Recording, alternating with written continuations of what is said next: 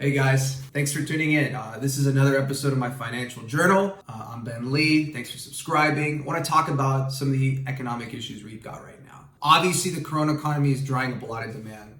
That's a given. If you're a restaurant, you're a bar, you're in retail, you're suffering greatly right now. You can't even operate. Your demand is getting kind of completely shot right now, and it's going to obviously pick up hopefully. But there's just so many unknowns, and it's just a dangerous, scary place to be if you're one of those businesses right now. Now, let's look at other businesses that are in high demand. You know, people that are selling toilet paper, the Targets, the CVS's of the world, or shipping companies like FedEx. Even though the demand is there, their profits are getting cut substantially. Sort of be wary of the myth of jumping into a business that is in high demand because of the corona economy and thinking that it's going to make you rich or there's going to be high profit margins. That's just not the case. Being a business-to-business owner, I sell software services to other businesses. I can tell you firsthand that even if you have a signed contract, people are trying to cut your pricing right now. You know, whether it's 10%, 15%, whatever, that's just sort of the business climate we're in. You are expected to do these things. You're expected to cut your profits to sort of be competitive. So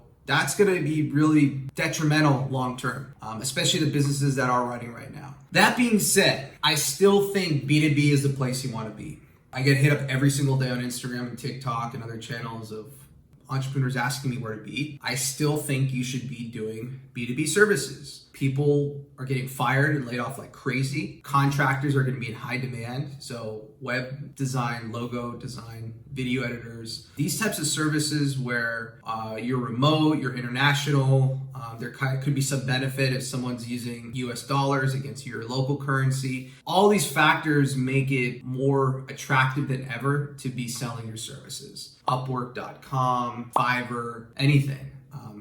You can even teach people how to work remote. You know how many enterprise companies? I work with Fortune 500 companies that are struggling. They can't even use Zoom in some of the locations they're in. You can do screencast tutorials, set people up. One of the guys on my content team basically set up my Mac entirely, like soup to nuts, all the custom software, everything. Now I know how to do that, but I don't have a lot of time, and he's just better at really decking it out with all the cool shit, a much more efficient way than me. So I gave him remote access login. He totally tuned it all up, changed all the settings how I wanted it. And I was like, yo, Alexi, you gotta create a service. You're like, this is fucking amazing. People need help right now, especially someone who can literally remote in and, tune up a whole tech stack or software package, for your new Mac or Windows machine. Especially old people, they can't go to the Genius Bar right now. They can't even get IT help. There's going to be high demand for a lot of B2B consultants right now. So it's just finding the right opportunities in the offerings and exploiting it. Also, as a B2B contractor, freelancer, now is the time to build a portfolio, doing things to cut costs or doing things on a cost plus basis. If you have bandwidth, giving some resources away to nonprofits, healthcare people working on COVID crisis issues.